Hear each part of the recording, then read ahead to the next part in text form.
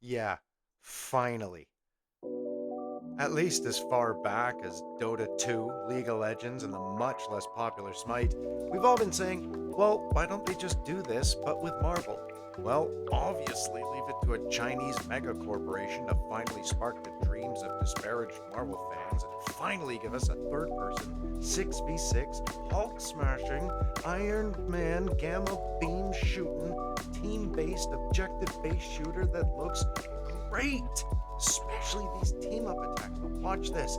Spider-Man, Strange come out of the Spider-Verse into a sneaky triple. How do you like that? This map here gives me Paladins vibes, and the action does a little bit too. Oh, watch this bit. Loki puts out a doppelganger and teleports to it, then teleforms into the Black Panther and ultimates a bridge down.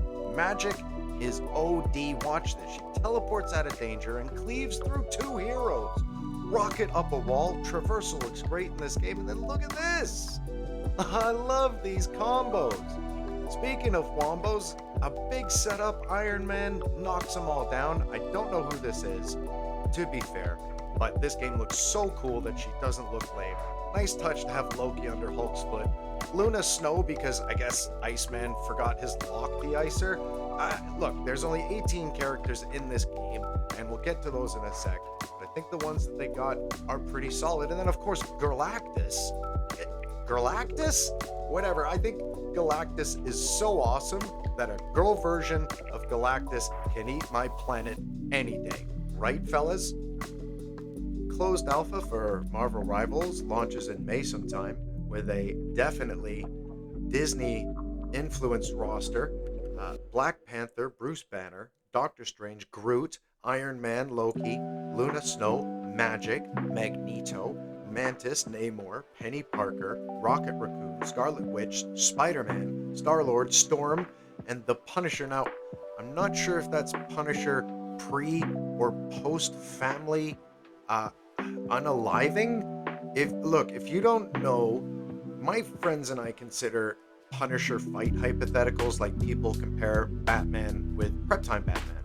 So you have Frank Castle the Punisher, then you have Frank Castle the Punisher after his family was criminally unalived by naughty bad men. I think that's the same Punisher who dropped in Oppenheimer on Deadpool, so let's stick with the pre-unalived Frank Castle's family Frank Castle, just for balancing purposes.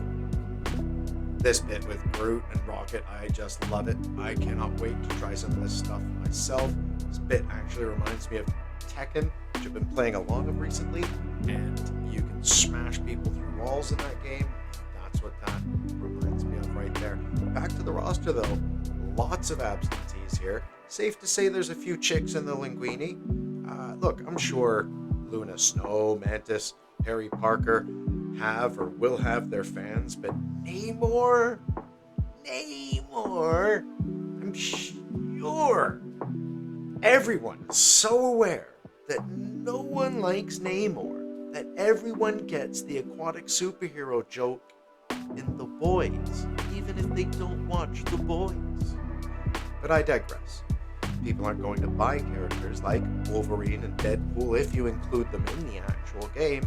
After all, this might just become what I like to call whale bait, just like Smite 2 and Overwatch 2.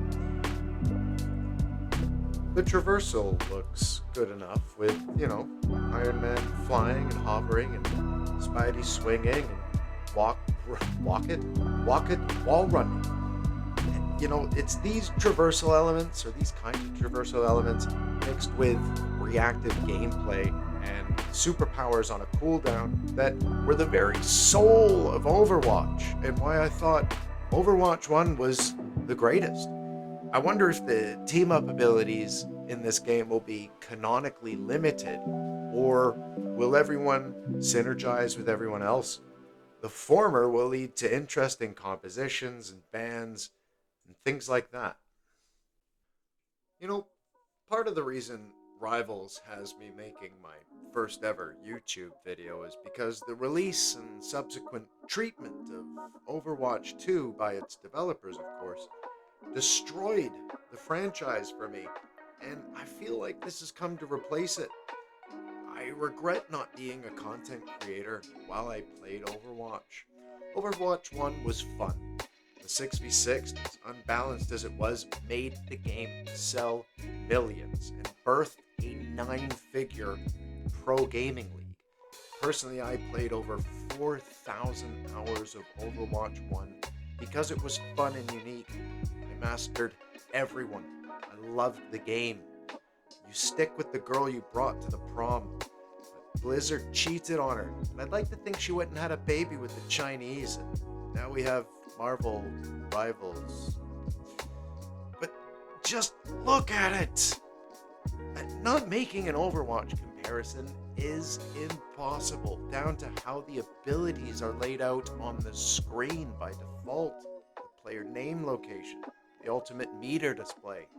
It's 6v6. It's low budget third-person Overwatch until it isn't. There are a lot of gameplay systems and abilities to observe in this trailer. There's a bit after Iron Man destroys the statue, when part of the statue falls in front of Groot on the ground, and then Groot instinctively uses his ability to create a ramp onto it. Kind of feel like I've already played it. Look, I realize this is just an alpha, and that comparing it to that level of Blizzard quality that Blizzard should be given credit for, it isn't fair. But it does look a bit slow to me. One of the billion things I didn't like about the forgetful Marvel Avengers was how slow Iron Man flew and how lamely Hulk jumped. But for the interest of game balance in an adversarial game whereby I might be able to slowly fly behind enemy lines and particle cannon Magneto in the butt cheeks, I'll buy that. You know, if Smite released actual Marvel skins, it would be a serviceable Marvel MOBA game. It's too bad that that game is a complete mess. But Marvel Rivals is a proper Marvel game, and though it appears somewhat limiting to what we understand these heroes can do in movies and comics, i.e. how fast they can run and how high they can jump, I think it looks gamified and authentic enough for now, and certainly ready to put weaker free-to-play games on death's ground. Consider this. They didn't add Hulk to the game as a hero, because how do you properly balance the Hulk against nearly any other comic book character? So they added Bruce Banner as the hero and made Hulk a temporary ability or Bruce's ultimate. So they're definitely trying to develop creative ways of balancing a very imbalanced universe. Also, to be critical, it's tough finding a balance between both visual bombast and visual clutter. Visual clarity is important, but I don't think this game yet has the visual bombast that it needs. They're going in a good direction, as you can see, especially the quality of Strange's Portal, for example, or Black Panther's Ultimate. But look, forgive me for being nearly inept at video editing, but there's a part near the start of the reel where we are the Hulk, and Loki is standing on a platform nearby shooting us, and it looks actually kind of poor and lame. Lastly, like many of my gaming peers, I'm not totally happy this game is free to play. If you haven't figured out free-to-play video gaming is a false economy for gamers yet, well, then that sucks for all of us. While free-to-play made the likes of Team Fortress not only more popular but also more money, it ruined or spoiled countless other titles, perhaps most infamously the sequel to my beloved Overwatch. NetEase, who are developing and publishing this game, was valued at $67.88 billion as of the day before this recording. So it's safe to say that balanced gameplay or fair microtransaction prices might not be at the top of the developer's list, especially after we've all witnessed what players are willing to pay for a skin in Overwatch 2 and Diablo 4. Considering a smaller company like Hi-Rez releases games solely for the purpose of being digital skin markets for whales first, and video games second or third, I wouldn't be surprised if this game suffers the same fate that each company who tries to attract the majestic Blizzard whale suffers from. a slow decline into inevitable giveaways, and candid YouTube confessions throwing people under the bus, and then death on death of a game. How many 10-year-old free-to-play games are still going, really, though? How many of them weren't made by Valve or somebody else who's absolutely amazing? How many of them aren't as bad as Smite? Marvel Rivals could be the next big thing. Imagine you and your best gaming friend pulling off a genuine fastball special, or using your finely honed keyboard and mouse muscle memory to deflect optic blasts back at foes with that famous shield.